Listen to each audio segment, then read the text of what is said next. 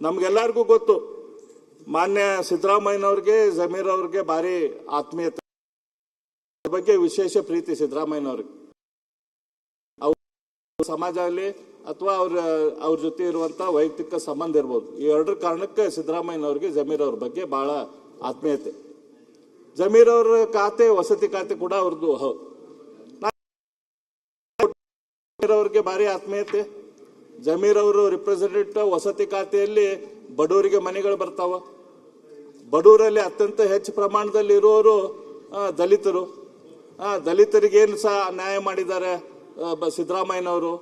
ಅತ್ಯಂತ ವಸತಿ ಇಲಾಖೆಯಲ್ಲಿ ಅತ್ಯಂತ ಹೆಚ್ಚು ಜನರಿಗೆ ಮನೆಗಳು ಹೋಗುವುದು ಅಲ್ಪಸಂಖ್ಯಾತರಿಗೆ, ಮುಸಲ್ಮಾನ್ ಸಮಾಜದವ್ರಿಗೆ ಏನು ನ್ಯಾಯ ಒದಗಿಸಿದಾರ ಮುಖ್ಯಮಂತ್ರಿಗಳು, ಜಮೀರ್ ಅವ್ರಿಗೆ ಏನು ಮಾಡಿದ್ದಾರೆ ಅಂತೇಳಿ ನಾನು ಅದರ ಒಂದು ವಿಶ್ಲೇಷಣೆ ಮಾಡಕ್ಕೆ ನೋಡಿದೆ. ನಾನು ಆ ದೃಷ್ಟಿಯಿಂದ ಸರ್ಕಾರಕ್ಕೆ ಒಂದು ಪ್ರಶ್ನೆಯನ್ನು ಕೂಡ ಹಾಕಿದೆ. ಈ ಬಜೆಟ್ ಮುಂದೆ ಬರ್ತೈತಿ, ಅದ್ರ ಸಂಬಂಧ ಈಗಿಂದನೇ ನಾವು ತಯಾರಿ ಮಾಡೋಣ ಅಂತ ಹೇಳಿ ನಾನು ಡಿಸೆಂಬರ್ದಲ್ಲಿ ಏನು ಬೆಳಗಾಂದಲ್ಲಿ ಅಧಿವೇಶನ ನಡೀತು, ಅಲ್ಲಿ ಒಂದು ಪ್ರಶ್ನೆಯನ್ನು ಹಾಕಿದ್ದೆ. ಕಳೆದ 3 ವರ್ಷದಿಂದ ಈ ಸ್ಕೀಮ್ದಲ್ಲಿ ಎಷ್ಟು ಮನೆಗಳನ್ನ ಸ್ಯಾಂಕ್ಷನ್ ಮಾಡಿ ಕೊಟ್ಟಿರಿ, ಎಷ್ಟು ಮನೆ ನೀವು ಕಂಪ್ಲೀಟ್ ಅಂತ ಹೇಳಿ ಹೇಳಿದ್ದೆ. ಮಾನ್ಯ ಅಧ್ಯಕ್ಷರ 15/12/25 ನನಗೆ ಈ ಉತ್ತರ ಬಂತು, ಅವರಿಂದನೇ ಉತ್ತರ ಬಂತು. ಕಳೆದ 3 ವರ್ಷದ ಗುರಿ ಟಾರ್ಗೆಟ್ ಕೇಂದ್ರ ಸರ್ಕಾರನು ಟಾರ್ಗೆಟ್ ಕೊಡ್ತೈತಿ ರಾಜ್ಯ ಸರ್ಕಾರಕ್ಕೆ. ಇವರು ರಾಜ್ಯ ಸರ್ಕಾರ ಆ ಟಾರ್ಗೆಟ್ ಅಕ್ಸೆಪ್ಟ್ ಮಾಡಿ ಮಾಡ್ತಾರೆ. 7,03,831 ಮನೆಗಳನ್ನ ಕಟ್ಟುತ್ತೇವೆ ಅಂತ ಗುರಿ ಇಟ್ಕೊಂಡಿದ್ರು. ಇವರು ಗುರಿ 7,03,000, ಮಂಜೂರು ಮಾಡಿದ್ದು 3,13,140 ಮನೆಗಳನ್ನ ಮಂಜೂರು ಮಾಡಿದ್ರು, ಸ್ಯಾಂಕ್ಷನ್ ಮಾಡಿದ್ರು. ಕಳೆದ 3 ವರ್ಷದಲ್ಲಿ ಎಷ್ಟು ಕಂಪ್ಲೀಟ್ ಮಾಡಿರಿಪ್ಪ ಅಂತಂದ್ರೆ, ಕಳೆದ 3 ವರ್ಷದಲ್ಲಿ ಸಿದ್ದರಾಮಯ್ಯ ಕಂಪ್ಲೀಟ್ ಮಾಡಿದಂತ ಮನೆಗಳ ಸಂಖ್ಯೆ ಅಂಕಿ ಸಂಖ್ಯೆ ಉತ್ತರದ ಪ್ರಕಾರ 9,757 ಮನೆಗಳು. 9,757 3 ವರ್ಷದಲ್ಲಿ ಬಡವರಿಗೆ ಕೇವಲ 9,757 ಮನೆಗಳನ್ನ ಈ ಸಿದ್ದರಾಮಯ್ಯ ಅವ್ರ ಸರ್ಕಾರ ಕೊಟ್ಟೈತಿ. ದೊಡ್ಡ ದೊಡ್ಡ ಉತ್ಸವ ಮಾಡ್ತಾರೆ, ಇಲ್ಲ ನಾವು 40,000 ಮನೆಗಳನ್ನ ಇವತ್ತು ಬಿಡುಗಡೆ ಮಾಡ್ತಿದ್ದೇವೆ. ಸರ್ಕಾರನ ಕೊಟ್ಟ ಅಂಕಿ ಸಂಖ್ಯೆ ಪ್ರಕಾರ 9,757 ಮನೆಗಳನ್ನ ಕೊಟ್ಟಿದೆ. ಇದು ಇವರ ವಸತಿ ಇಲಾಖೆಯಲ್ಲಿ ಇವತ್ತು ಇವರು ಮಾಡಿದಂತ ಪರ್ಫಾರ್ಮೆನ್ಸ್. ಇವ್ರೀಗ ಏನ್ ಪ್ರಾಮಿಸ್ ಏನ್ ಮಾಡ್ತಾ ಇದಾರೆ ಆತ್ಪ ಇಲ್ಲಿ ತನಕ ಬರೀ 26-27 ಬಜೆಟ್ದಲ್ಲಿ ಏನ್ ಪ್ರಾಮಿಸ್ ಮಾಡ್ತಿದ್ದಾರೆ, ನಾವು 3 ಲಕ್ಷ ಮನೆಗಳನ್ನು ಕಟ್ಟಿಸ್ತೇವೆ ಅಂತ ಪ್ರಾಮಿಸ್ ಮಾಡ್ತಾ ಇದ್ದಾರೆ. ಬಜೆಟ್ ಪುಸ್ತಕದಲ್ಲಿ ಬರೆದಿದ್ದಾರೆ, ನಾವು 3 ಲಕ್ಷ ಹೊಸ ಮನೆಗಳನ್ನು ಕಟ್ಟಿಸ್ತೇವೆ ಅಂತ ಹೇಳಿ. 3 ಲಕ್ಷ ಹೊಸ ಮನೆಗಳನ್ನು ಕಟ್ಸಾಕ ಎಷ್ಟು ದುಡ್ಡು ಬೇಕಾಗ್ತೈತಿ?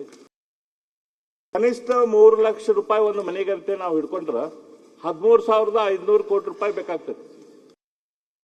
ದುಡ್ಡು ಇದ್ರದ್ದು ಬೇಕಾದಂತ 20% ದುಡ್ಡು ಕೂಡ ಕೊಟ್ಟಿಲ್ಲ ಅವ್ರಿಗೆ. ನಾನು ನೋಡ್ತಾ ಇದ್ದೆ ಬಜೆಟ್ ಸಿದ್ದರಾಮಯ್ಯನವ್ರ ಮಂಡಿಸಿದಾಗ ಯಾರ್ಯಾರ ಮಂತ್ರಿಗಳದ್ದು ಮುಖ ಏನಿರ್ತೈತಿ, ಯಾರ್ಯಾರ್ದು ಮುಖದಲ್ಲಿ ಮಂದಹಾಸ ಬರ್ತಿತ್ತು, ಏನಾಗ್ತಿತ್ತು ಅಂತ ಹೇಳಿ ನಾನು ನೋಡ್ತಾ ಇದ್ದೆ. ವಸತಿ ಸಚಿವರ ಮುಖ ಈಟಾಗ್ಬಿಟ್ಟಿತ್ತು ಬಜೆಟ್ ನೋಡಿ. ಯಾಕಂದ್ರೆ ಅದಕ್ಕೆ ವಸತಿಗೆ ದುಡ್ಡ ಇಟ್ಟಿಲ್ಲ, ಅತ್ಯಂತ ಕಡಿಮೆ ದುಡ್ಡು ಇಟ್ಟಿದ್ದಾರೆ. ಆದ್ರೆ ಬಜೆಟ್ದಲ್ಲಿ ಏನು ಬಂಡವಾಳ ಕೊಚ್ಕೊಂತಾರ, ಇಲ್ಲ ನಾವು 3 ಲಕ್ಷ ಮನೆ ಕಟ್ಟಿಸ್ತೇವೆ ಅಂತೇಳಿ.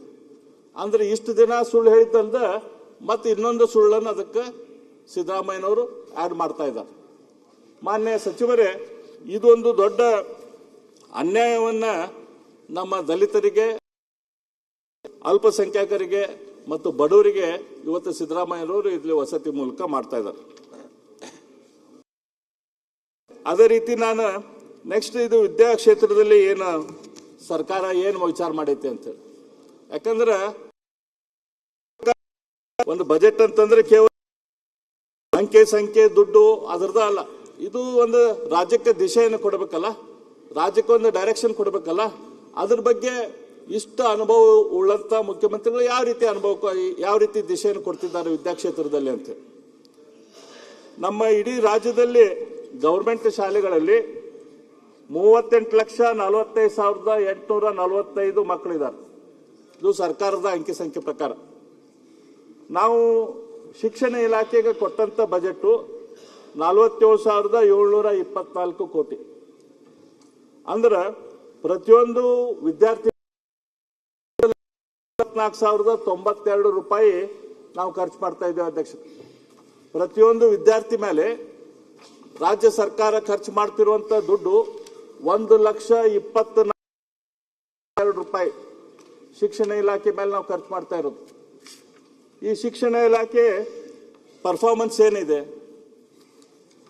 ಮೊನ್ನೆ ನಾವು ನೋಡಿದ್ದೀವಿ, ಬಳ್ಳಾರಿಯಲ್ಲಿ ಒಂದು ಇನ್ಸಿಡೆಂಟ್ ಆಯ್ತು. ವಿದ್ಯಾರ್ಥಿಗಳು ಹೊಡೆದಾಡಿ, 4 ಜನ ವಿದ್ಯಾರ್ಥಿಗಳು ಹಾಸ್ಟೆಲಲ್ಲಿ ಹೊಡೆದಾಡಿ ಒಬ್ಬ ಹುಡುಗನ ಮರ್ಡರ್ ಮಾಡಿಬಿಟ್ರು. ಅಂದ್ರೆ ಡ್ರಗ್ಸ್ ಸಿಗಿಸೋದು ತೋಡಿದ್ದು ನಾವು ಹುಡುಗ ಗೊತ್ತಿಲ್ಲ, ಹುಡುಗನ ಮರ್ಡರ್ ಮಾಡಿಬಿಟ್ಟಿದ್ದು. ಅದೇ ರೀತಿ ಶಿವಮೊಗ್ಗದಲ್ಲಿ ಕೂಡ ಅದೇ ರೀತಿಯ ಇನ್ಸಿಡೆಂಟ್ ಸ್ವಲ್ಪ ದಿನದಿಂದ ಆಗಿತ್ತು. ಇವತ್ತು ನಮ್ಮ ಶಿಕ್ಷಣ ಇಲಾಖೆ ಇಷ್ಟು ದೊಡ್ಡ ಪ್ರಮಾಣದ ದುಡ್ಡನ್ನು ನಾವು ಕೊಡ್ತಾ ಇದ್ದೇವೆ. ಇದ್ರದ್ದು ಪರ್ಫಾರ್ಮೆನ್ಸ್ ಏನಿದೆ? ಶಿಕ್ಷಣ ಇಲಾಖೆಯಿಂದ ಯಾವ ರೀತಿ ಮಕ್ಕಳನ್ನ ಇವ್ರು ತಯಾರು ಮಾಡ್ತಿದಾರ? ಇದಕ್ಕೆ ಸರಿಯಾದ ದಿಕ್ಷೆ ಕೊಡುವಂತ ಜವಾಬ್ದಾರಿ ಸರ್ಕಾರದ್ದು, ಮುಖ್ಯಮಂತ್ರಿಗಳದ್ದು ಹೌದು ಅಲ್ಲೋ? ಇದ್ರ ಬಗ್ಗೆ ಯಾವುದೇ ರೀತಿಯ ವಿಚಾರ ಅಥವಾ ಡೈರೆಕ್ಷನ್ ಇಲ್ಲ. ನಮ್ಮ ಎಜುಕೇಶನ್ ಪಾಲಿಸಿ, ಆ ಒಳ್ಳೆ ಎಜುಕೇಶನ್ ಪಾಲಿಸಿ ಇತ್ತು, ಅದನ್ನ ಯಾಕೆ ಅದನ್ನ ಮಣ್ಣಿಗೆ ಕೆಳಗೆ ಹಾಕಿದ್ರೋ ಗೊತ್ತಿಲ್ಲ. ಅದರಲ್ಲಿ ವಿದ್ಯಾರ್ಥಿಗಳಿಗೆ ಹೊಸ ಉದ್ಯೋಗ ಅವಕಾಶ ಸೃಷ್ಟಿ ಮಾಡುವಂಥದ್ದು, ಬೇರೆ ಬೇರೆ ಫೀಲ್ಡ್ದಿಂದ ಅವ್ರು ಬೇಕಂತಂದ್ರೆ ಕಲಿಯುವಂಥದ್ದು, ಇದೆಲ್ಲ ಎಜುಕೇಶನ್ ಪಾಲಿಸಿಯಲ್ಲಿ ಇತ್ತು. ಆ ನ್ಯೂ ಎಜುಕೇಶನ್ ಪಾಲಿಸಿಯನ್ನ ತೆಗೆದಿಟ್ರು. ಅದ್ರ ಬಗ್ಗೆ ಯಾವುದೇ ರೀತಿಯ ಕೆಲಸ ಮಾಡಲಿಲ್ಲ. ಅದಕ್ಕೂ ಕೂಡ ಒಂದು ಪಕ್ಷದ ಬಣ್ಣ ಕೊಟ್ಟರು ನ್ಯೂ ಎಜುಕೇಶನ್ ಪಾಲಿಸಿಗೆ. ಆದ್ರೆ ಅದನ್ನ ಸೈಡ್ ಇಟ್ಟಾರಂತಂದ್ರೆ ಆತು, ಹೊಸ ಒಂದು ಏನಾದರೂ ಒಂದು ನೀತಿ ಮಾಡಿ ವಿದ್ಯಾರ್ಥಿಗಳಿಗೆ ಭವಿಷ್ಯಕ್ಕೆ ಅನುಕೂಲ ಆಗುವಂಥದ್ದು ಏನಾದರೂ ಮಾಡ್ಬೇಕಾ?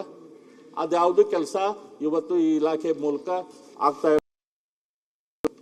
ನಾನು ಒಂದು ಪ್ರಶ್ನೆಯನ್ನು ಕೇಳಕ್ಕೆ ಇಚ್ಛೆ ಪಡ್ತೇನೆ. ಶಿಕ್ಷಣ ಇಲಾಖೆ ಅಧಿಕಾರಿಗಳಿರ್ತಾರೆ, DDPIಗಳು ಇರ್ತಾರೆ, BEOಗಳು ಇರ್ತಾರೆ. ಅವ್ರು ಏನ್ ಮಾಡ್ತಾರ? ನಮ್ಮ ಪ್ರೈವೇಟ್ ಶಾಲೆಯಲ್ಲಿ ಅದು ಪ್ರೈವೇಟ್ ಶಾಲೆ ಇನ್ಸ್ಪೆಕ್ಷನ್ಗೆ ಹೋಗ್ತಾರೆ. ಆ ಪ್ರೈವೇಟ್ ಶಾಲೆಗೆ ಲೈಸೆನ್ಸ್ ಕೊಡೋ ರಿನ್ಯೂವಲ್ ಕೆಲಸ ಬೇಕು.